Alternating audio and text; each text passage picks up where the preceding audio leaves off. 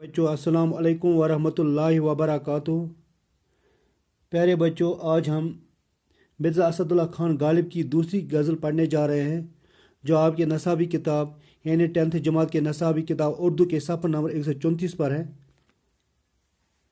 प्यारे बच्चों, इसका जो पहला शेर है वो है, कोई उम्मीद बर नहीं आती, कोई सूरत नज़र नहीं आती, कोई उम्मीद बर नहीं आती, बर आना हो गया पूरी होना, बर आना हो गया पूरी होना, कोई उम्मीद, उम्मीद हो गया आरजू, उम्मीद क्या हो गया आरजू तमन्ना, कोई सूरत नजर नहीं आती।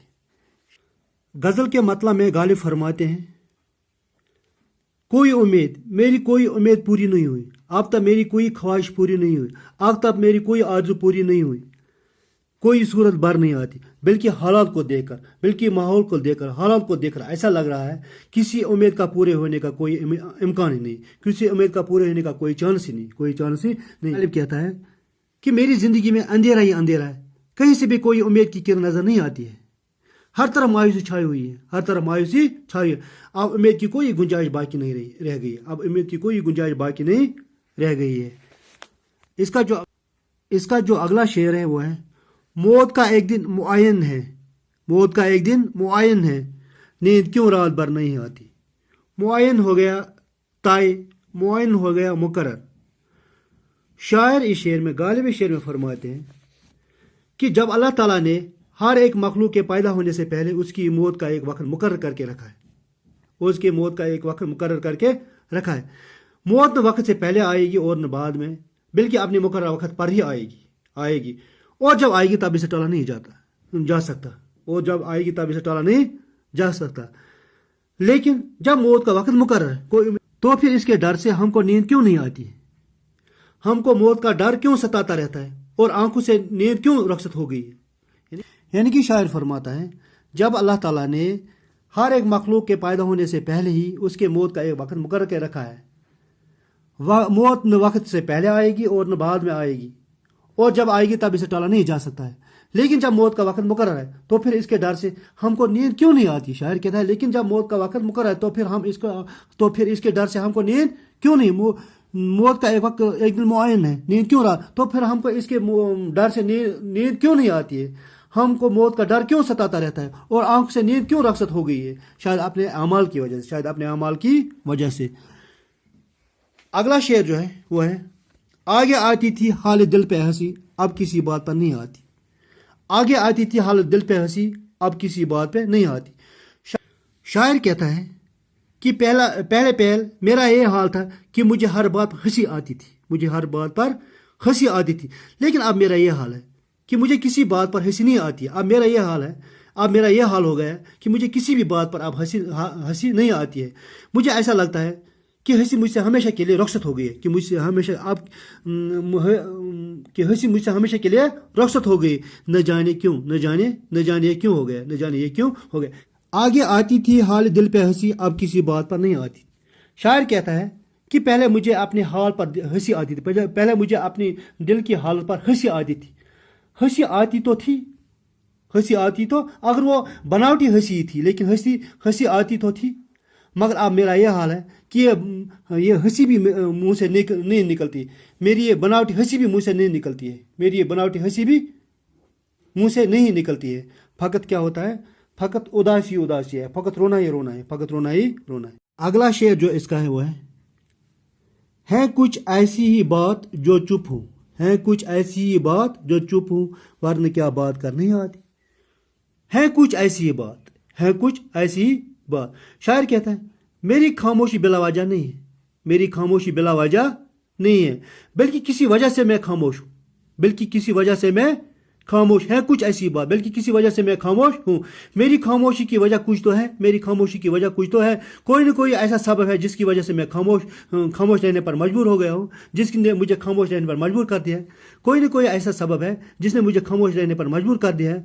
वरना मेरे मुंह में भी जबान है, वरना मेरे मुंह में भी जबान है, और अपनी जबान के जवाहर दिखा सकता हूँ, और अपनी जबान के जवाहर दिखा सकता हूँ, और अपनी बातों से सभी को कायल कर सकता हूँ, अपनी बातों से सभी को कायल कर सकता हूँ। यानी शायर यहाँ फरमाता है, शायर कि है कुछ ऐसी बात کسی وجہ سے میں خاموش، یعنی یہاں شاید محبوب کی رسوائی کے ڈر سے وہ خاموش ہو گیا ہو.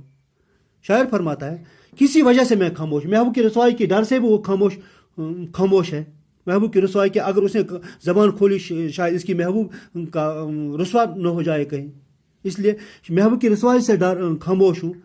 ورنہ کوئی نہ کوئی سبب ہے جس کی وجہ سے وہ خاموش رہنے پر مجبور ہو گیا. ورنہ شاعر فرماتا ہے ورنہ میرے منہ میں بھی زبان ہے، ورنہ اس کے منہ میں بھی زبان ہے اور اپنی زبان کے جوار دکھا سکتا ہے. یعنی وہ کہتا ہے ورنہ میرے منہ میں بھی زبان ہے اور میں اپنی زبان کے جوار دکھا سکتا ہوں اور اپنی زبانوں سے سبھی کو قائل کر سکتا ہوں، لیکن کسی وجہ سے میں خاموش ہوں، کسی مجبوری کے سبب میں خاموش ہوں. اگلا شعر جو ہے وہ ہے مرتے ہیں آرزو میں مرنے کی، موت آتی ہے پر نہیں آتی. مرتے ہیں آرزو میں مرنے کی، موت آتی ہے پر نہیں آتی. شاعر زندگی کی مصیبتوں اور غموں سے تنگ آ چکا ہے، اس لیے وہ زندگی کی غموں اور مصیبتوں نجات حاصل کرنے کے لیے موت کی تمنا کرتا ہے. کس کی تمنا کرتا ہے؟ موت کی. چنانچہ شاعر کہتا ہے میری شدت سے آرزو ہے، میری دلی خواہش ہے، میری دلی تمنا ہے کہ مجھے موت آ جائے، لیکن میری آرزو پوری نہیں ہوتی، میری یہ خواہش پوری نہیں ہوتی. اگرچہ آرزو موت میں مجھے موت آتی ہے، اگرچہ آرزو میں مجھے موت آتی ہے، لیکن حقیقت میں مجھے موت آتی نہیں ہے.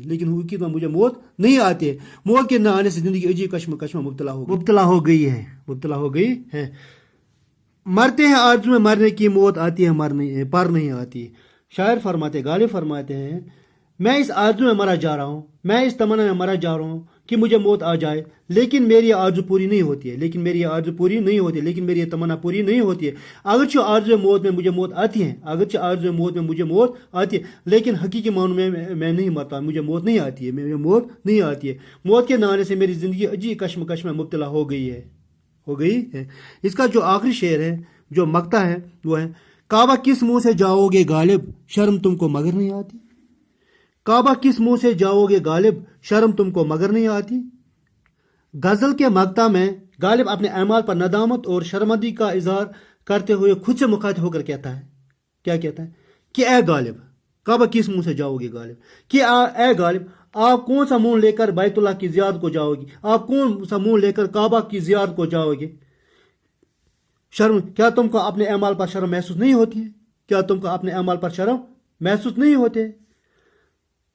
کعبہ کس منہ سے جاؤ گے غالب، اے غالب آپ کون سا منہ لے کر کعبہ کی زیارت کو جاؤ گے، آپ کون سا لے کر بیت اللہ کی زیارت کو جاؤ گے، آپ کون سا منہ لے کر حج کو جاؤ گے. کیا تم کو اپنے عمل پر شرم محسوس نہیں ہوتے؟ تمہارے اعمال تو اتنے برے ہیں کہ تم اس مقدس جگہ جانے کے لائق نہیں ہو. یہ تھی غالب کی دوسری غزل جو آپ کے نصاب میں شامل ہے. انشاءاللہ کل پھر ملیں گے ایک نئے موضوع کے ساتھ. تب تک کے لیے اللہ حافظ.